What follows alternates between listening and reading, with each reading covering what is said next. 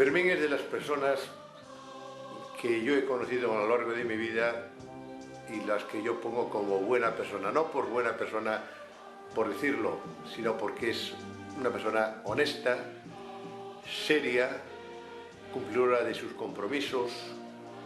y eso hoy en estos momentos, ya antes, hace más o menos 20 años que yo conozco a Fermín, era difícil, hoy mucho más difícil. Y don Fermín sigue de esas personas no raras, raras porque no las hay ahora,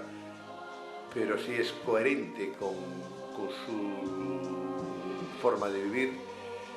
Fue una persona que en Villagarcía hizo una labor musical importante,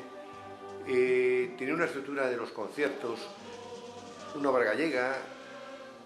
que gustaba en Villagarcía, la zarzuela Villagarcía desde siempre fue de zarzuela, sí él lo notaba. También decía mucho que éramos muy militares por las marchas militares, siempre en su estructura de conciertos tenía a lo mejor una marcha militar y siempre buscaba una obra clásica para que a los músicos profesionales y los educandos se fuesen acostumbrando a una música que se iba cambiando la programación con mucha frecuencia. Ha formado, yo creo, grandes músicos,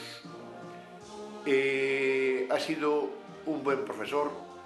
no fue nunca un padre, pero sí quiso dar también una serie de principios básicos de convivencia, de educación, de honestidad, de ser puntuales, de ser trabajadores, y eso Fermín es lo que ha hecho. Creo que este homenaje que hoy se le hace aquí en Villagarcía, creo que es merecedor de él, porque Villagarcía algo le debe a Fermín.